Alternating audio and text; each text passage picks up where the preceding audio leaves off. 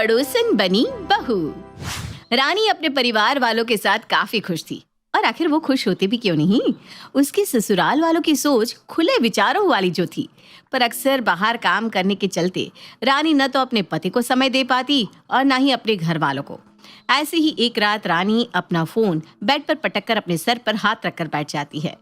रानी को इतना परेशान देखकर रोहित उसके पास आता है और उसकी परेशानी का कारण पूछता है। क्या हुआ रानी, तुम इतनी परेशान क्यों हो? क्या बताऊं रोहित, मैं बहुत थक गई हूँ। कल संडे है और संडे वाले दिन भी मुझे ऑफिस बुला रहे हैं। कभी कभी तो मैं अपने ऑफिस से बहुत परेशान हो जाती हूँ, पर क्या करूँ, ऑफिस छोड़ भी तो नहीं सकती ना। पर अब कर भी क्या सकते हैं। देख लो, तुम्हें जैसा ठीक लगे वैसा करो। रोहित वहां से उठकर सोने चला जाता है। रानी भी सो जाती है और अगली सुबह रानी सबके उठने से पहले ही ऑफिस चली जाती है। अब जब सब उठते हैं तो रानी को घर में ना देखकर सुमित्रा रोहित से पूछती है। रोहित, बहू कहाँ चली गई सुबह सुबह? मौज उसकी कुछ अर्जेंट मीटिंग थी, इसलिए उसको आज जल्दी ऑफिस जाना पड़ा। बहू भी ना अपने घर का जरा भी नहीं ख्याल रखती। ये नहीं कि आज संडे है घर पर रहूं, घर का ख्याल रखूं। अरे मेरी तबीयत भी ठीक नहीं है, नेहा भी कॉलेज के काम से बाहर ही रहती है। घर में उसका छोटा बच्चा भी तो है, उसका भी ख्याल नहीं उसको। माँ, आपको पता है वो भी परेशान है। कल रात वो उदास थी क्योंकि वो भी थक जाती है। हमें इस चीज का थोड़ा ध्यान रखना होगा।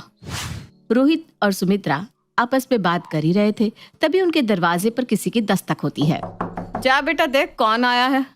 सुमित्रा की बात सुनकर रोहित दरवाजा खोलता है, जहां वो देखता है कि उसकी पड़ोसन की बेटी काजल उसके दरवाजे पर अपने हाथ में खाना लिए खड़ी है। अरे काजल, तुम यहाँ, और तुम्हारे हाथ में क्या है? अरे कौन है? किससे तू इस तरह खड़े होकर बात कर रहा है? मैं हूँ आंटी काजल। हटो, अब मुझे आंटी जी से बात करने दो कि मैं यहाँ क्यों आई हूँ। काजल रोहित को साइड कर अंदर जाती है और टेबल पर खाना रख के कहती है। आंटी जी, मैं हूँ। भाभी जब सुबह जा रही थी ना, तब उन्होंने मुझे कहा था कि आज उन्हें जल्दी निकलना पड़ रहा है, वो आप लोगों के लिए खाना नहीं बना पाई, इसलिए उन्होंने मुझे खाना देने को कहा था। कह रही थी मैं आपका ध्यान रखूं क्योंकि आपकी तबीयत ठीक नहीं है। काजल के मुंह से ये बात सुनकर सुमित्रा की आंखें भर जाती है और वो अपने शब्दों को याद करते हुए बोलती है। मैं भी न जाने क्या क्या बोल रही थी बहू को। वो बेचारी मेरे बारे में कितना सोचती है, और एक मैं हूँ जो अपनी ही बहू को न जाने क्या क्या बोल देती हूँ। क्या हुआ आंटी जी, क्या सोचने लगी आप? कुछ नहीं बेटा, बस ऐसे ही। वैसे क्या बना कर लाई है तू? आप ही देख लीजिए। आरुष कहाँ है? उसके लिए मैं बॉर्नविटा लेकर आई हूँ। वो अपने कमरे में सो रहा है ना। हाँ, ठीक है, मैं अभी उसके पास जाती हूँ और उसे उठा कर लाती हूँ। काजल तो वहां से चली जाती है, पर ये सब देखकर रोहित अपनी माँ से कहता है। देख रही हो माँ, आपकी बहू आपका और हमारा कितना ख्याल रखती है, और एक आप है जो उसको कभी नहीं समझती। रोहित की बात सुनकर सुमित्रा उसकी बातों का कोई जवाब नहीं देती, बस मुस्कुराती रहती है। वहीं काजल भी आरुष को उठाकर ले आती है, जिसके बाद सभी लोग साथ में सुबह का ब्रेकफास्ट करते हैं। सुबह से शाम हो जाती है, पर अब तक रानी घर नहीं आई थी। शाम को एक बार फिर काजल खाना लेकर आ जाती है। अरे तू क्यों हमारी इतनी चिंता करती है? अभी रानी आती होगी। भाभी को आने में न जाने कितना समय लगेगा, और घर आकर थकी हारी खाना थोड़ी ना बनाएंगी।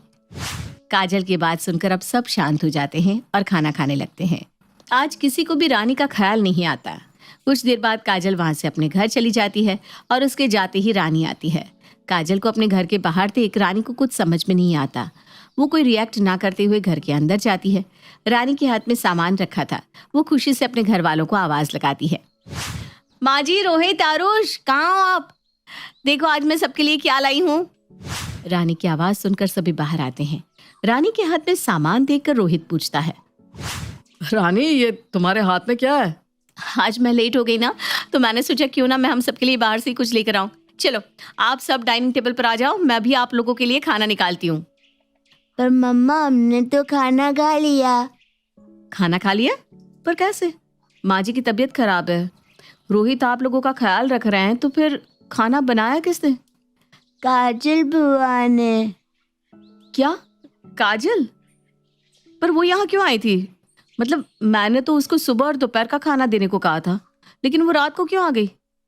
हमें लगा रात का खाना भी तुमने ही कहा होगा देने को, इसलिए वो यहाँ आई है। वैसे भी तुम बिजी इतनी रहती हो। रोहित की बात सुनकर रानी कुछ नहीं बोलती और खाना वहीं रखकर चुपचाप चली जाती है। रानी को उदास देखकर रोहित उसके लिए खाना निकालकर उसके पास ले जाता है। क्या हुआ रानी? देखो, तुम काजल को गलत मत समझो, पर तुम आज बहुत लेट थी और इसलिए उसने हमारे लिए खाना बनाया। वो बात ठीक है, लेकिन क्या आप लोगों को मेरे लिए रुकना नहीं चाहिए था? अच्छा, आई एम सॉरी, बस आगे से हम ध्यान रखेंगे, पर फिलहाल तो तुम कुछ खा लो। रोहित की बात सुनकर रानी खाना खाती है।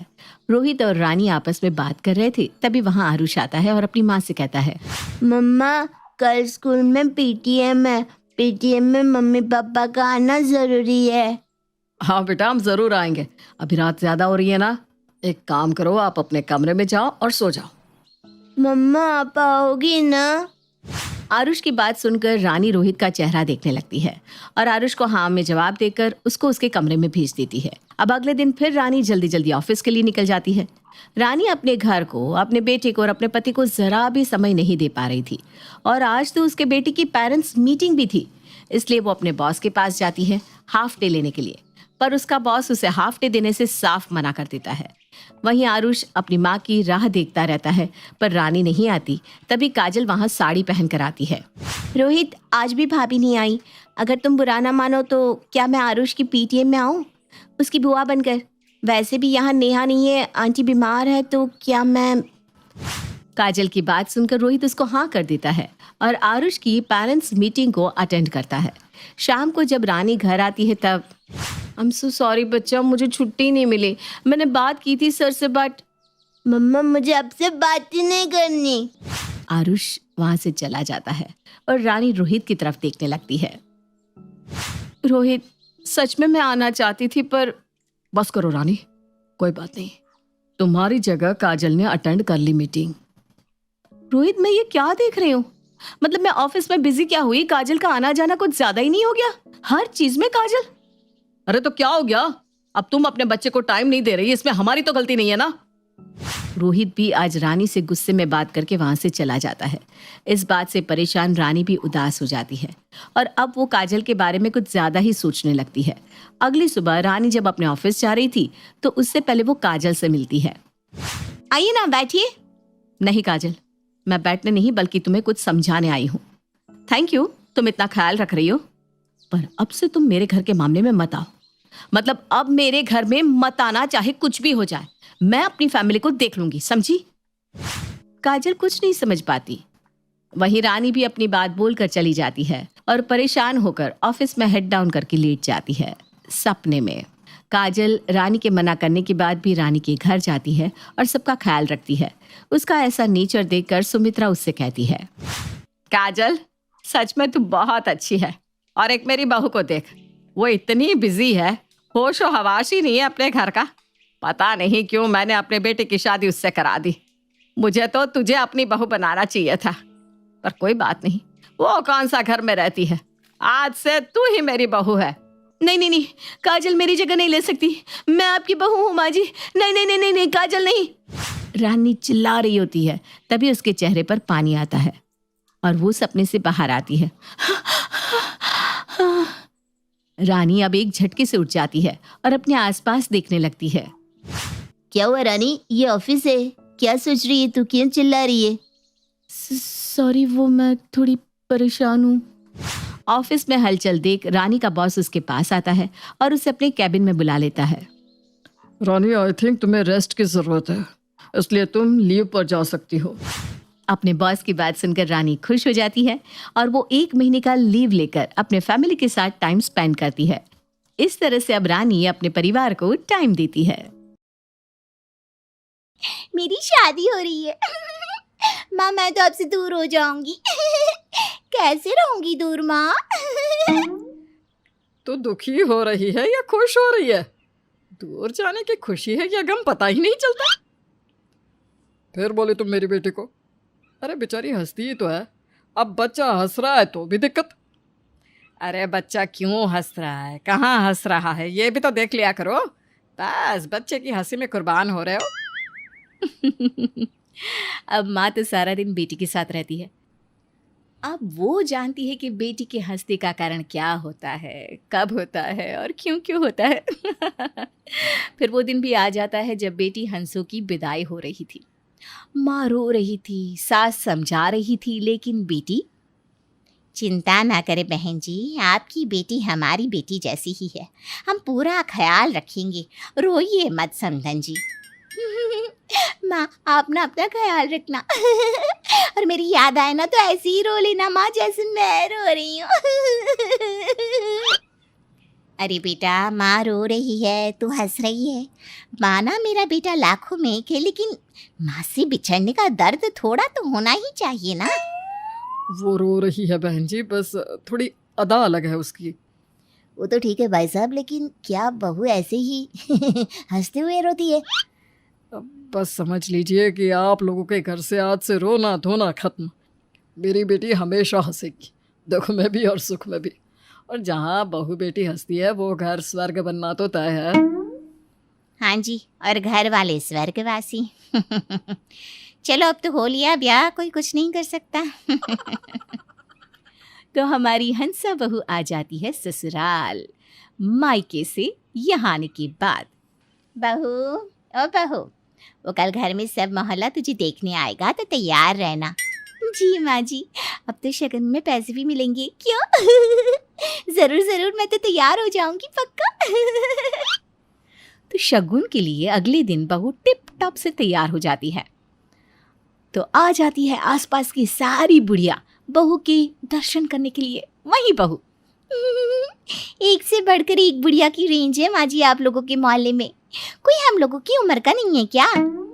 कैसी बात कर रही है बहू, बड़े बुजुर्गों के लिए ऐसा नहीं कहते। अरे क्या बात हो रही है सास बहू के बीच में? नहीं आंटी जी, कुछ नहीं। आंटी क्या होता है? चाची बोलो चाची बेटा, तेरा पति भी यही बोलता है। वैसे तेरे पति को ना कमर में चढ़ाकर मेला दिखाने ले जाती थी मैं, लेकिन बहू एक बार गिर पड़ी थी बहुत जोर से, तब से कमर हिल गई। बहू बुढ़िया की बात सुनकर जोर जोर से हंसने लगती है। कब कैसे कहाँ गिर पड़ी, अब बोलिए तो। है, बड़ी बेशर्म बहू है। अरे मैं गिर पड़ी इस बात पर ये हंस रही है। नहीं नहीं चाची, मैं तो दुखी हूँ। अब कैसे जताऊँ दुख। सास को पता होता है बहू की आदत के बारे में, लेकिन पास की चाची को कौन समझाए। मैंने तो सोचा था बहू की मुंह दिखाई में 15,000 दूंगी, लेकिन अब तो 500 देने का भी मन नहीं हो रहा। बहू के हंसने की आदत से तो नुकसान ही नुकसान हो रहा है। सभी चले जाते हैं। माँ जी मैं तो चली खाना बनाने, फिर बर्तन कपड़ा झाड़ू। बहुत काम है माँ जी। चलो, ये तो है कि घर का काम खुशी खुशी करती है, मुंह नहीं बनाती। ठीक है बहू, जा जाकर काम कर। माँ जी मैं ना बहुत थक जाती हूँ। थोड़ा तो मदद कर लिया करो। अच्छा, तो ये वो वाली हंसी है। बहू देख, मुझे ही काम करना होता तो मैं तुझे क्यों घर लाती। सास भी बहू की तरह हंसकर आगे निकल जाती है। फिर एक रोज, माँ जी क्या बात है, आप काफी दुखी लग रही हैं। क्या हो गया? बहू मैं दुखी हूँ और तू हंस रही है। खैर तुझसे क्या गिला करना, तेरी तो आदत ही है। हाँ बहू, दुखी तो हूँ मैं। वही तो मैं सोच रही थी, 4 दिनों से आप घर से बाहर भी नहीं निकली है, क्या हो गया माँ जी? वो सक्सेना जी है ना, उनकी बीवी का स्वर्गवास हो गया है। कौन सक्सेना जी माँ जी? वही आपके पार्क वाले दोस्त जिनके साथ आप वॉक करती थी? हाँ बहू, अब वो नहीं आ रहे तो मेरा भी दिल नहीं करता पार्क जाने का। सोच रही हूँ तेरे साथ जाकर उनके घर में अफसोस कराऊं। हाँ माँ जी, वाह वाह क्या बात कही है। चलिए चलिए चलते हैं। तभी आ जाते हैं ससुर। कौन सक्सेना? तो ये करने जाती हो तुम पार्क में? शादी मेरे साथ की और वॉक सक्सेना के साथ? अरे सक्सेना नहीं आ रहा पार्क तो तुम भी नहीं जा रही? वाह जी वाह। बहू जरा पूछ, तेरी सास से शर्म वर्म आती है कि नहीं? माँ जी वो ससुर जी पूछ रहे हैं कि हाँ हाँ, ज्यादा पुलिस कमिश्नर बनने की जरूरत नहीं है, समझी? क्या है जी, आप भी इस पगलिया की बात में आ रहे हैं? अरे भाई जैसे हैं वो, अब बीवी नहीं रही तो दुख तो होगा ना हर किसी को। भाभी थी वो मेरी भी, भले ही मुंह बोली ही क्यों ना हो। ससुर सास की बात को समझ जाते हैं, लेकिन बहू के साथ अफसोस करने जाना सास को कितना महंगा पड़ जाता है, ये भी देखिए। अरे सक्सेना जी, बड़ा दुख हुआ। क्या हो गया था भाभी जी को? अब क्या बताऊं पुष्पा बहन, उम्र का तकाजा है।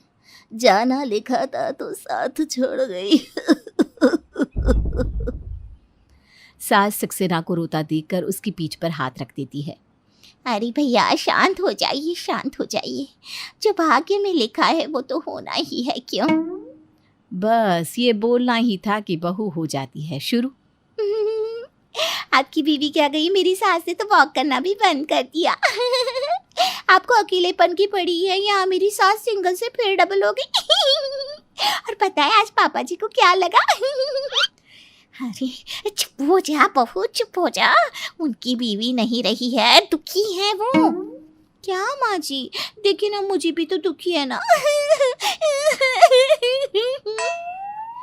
क्या हो रहा है यहाँ पर है?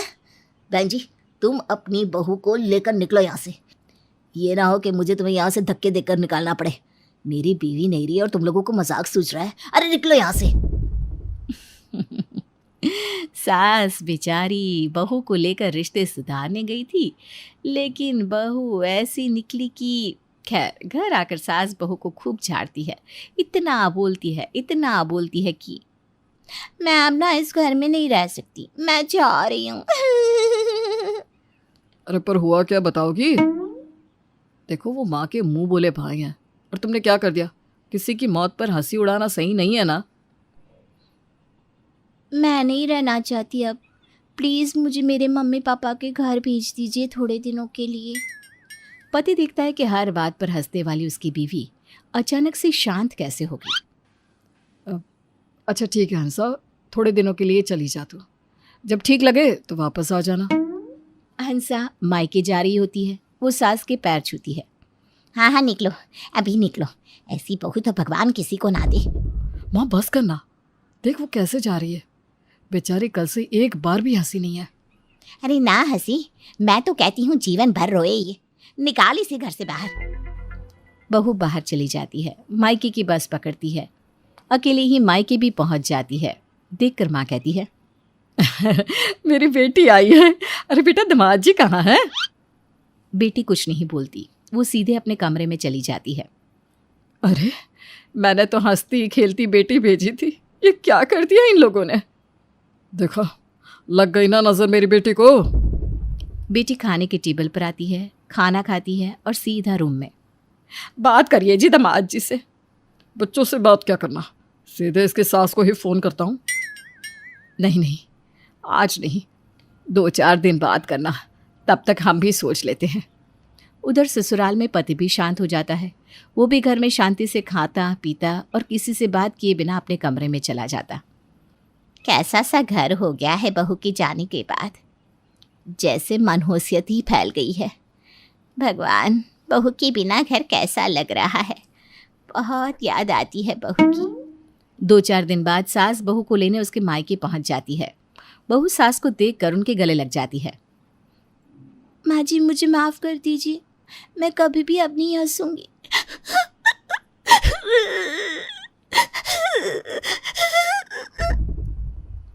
ना मेरी बेटी, तू तो हंसती ही अच्छी लगती है। जो गया वो तो चला गया, हम क्यों रोए? हमें तो जिंदगी जीनी है ना। तेरे बिना सब बेकार है। बहू तू तो चिड़िया है हम लोगों के घर की। तेरा पति भी तेरे बिना दुखी रहता है। सास बहू की माता पिता से मिलकर अपनी बहू को घर ले आती है। अब बहू हंसती तो है, लेकिन वहीं हंसती है जहाँ हंसना जरूरी है।